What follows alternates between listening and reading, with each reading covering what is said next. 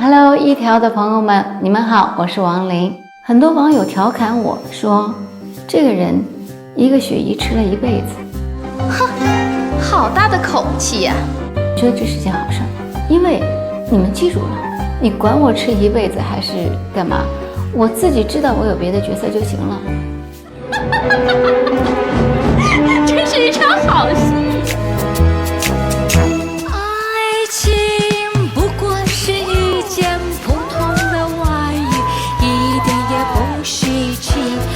那卡门这个是一个 tango 的一个旋律，节目组说初舞台的时候只能姐姐一个人，我觉得我的初舞台有点尬。我以前也唱歌不好，跳舞也不是太好，我年轻的时候没有时间学，一直在拍戏啊，一直在东奔西跑，想不到年过半百又过上了学校的日子。有的时候傻傻的分不清自己的年龄，好像被魔幻罩住了一样。今晚珠江是我第一部大家熟悉我的戏，不是笑着活下去，很苦情，有人开玩笑说应该改成哭着死过去。那部戏就是让我一直走不出来。《情深雨蒙蒙》这部戏给了我很多的空间去表演。程瑶老师的剧本非常牛，你只要把他的台词说准了，你的表演就到位了。赔你个头，钱都到人家的钱包里面去了，以后啊，你连个屁都没有，还叫什么叫？因为这个惯性使得你已经成为了这个角色。演员是一个很被动的，特别是在年轻的时候，人家选你演谁你就得演谁。我想演方瑜也好，可云也好，但是在别人眼里的我竟然是鳕鱼。有个导演朋友跟我开玩笑说，你的五官可能太立体了，长了一张坏人的脸。那我说 OK， 我认了。自从演完了鳕鱼以后，找我所有的角色都是类似于这样的，说不出来了。有一段时间我甚至不想接戏了，我觉得不是艺术了，变成技术了，我是一个技术工人。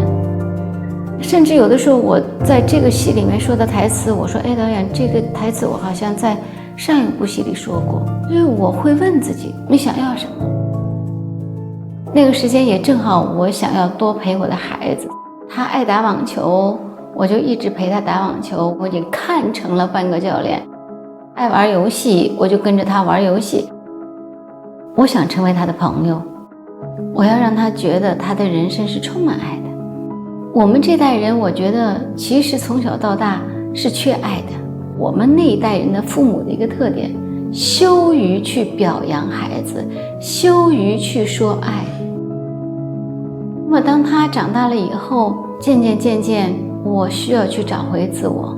平时爱跳国标，有音乐，有舞蹈，有出汗。我是一个厨子，我做的每一道菜几乎都好吃。走秀是一个非常偶然的契机。我那么一个小的个子，又要装酷，心里又紧张，所以很多网友调侃我说，你那个袖子里头是不是拽着拳头？然后你要去砸门去是吗？可以说一句俄语吗？不要再卖弄了，没有了好吗？曾经真的是文艺青年，当时被公派到莫斯科的时候是怀揣着梦想的，每一个景我都有一种诗一样的一种感受。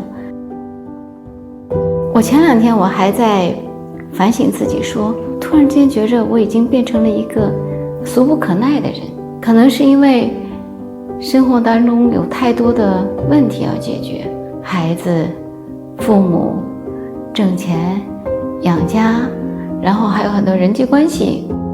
有人说过一句话，一辈子只来得及爱一个人，因为信息太不流通了。其实爱一个人很多的时候是靠他的想象的。现在的互相太近了，没有距离产生美，不是自己想象那个人的时候就分开了。我在戏里面一直把人拆散，然后我觉得我儿子以后演的也可能也会够呛，但是我尽量的理智一些吧。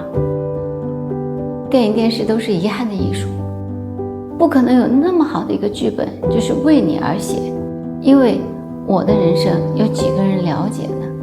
那如果真的要去演自己的话，很难，因为你看不到自己是谁，你不明白自己是谁。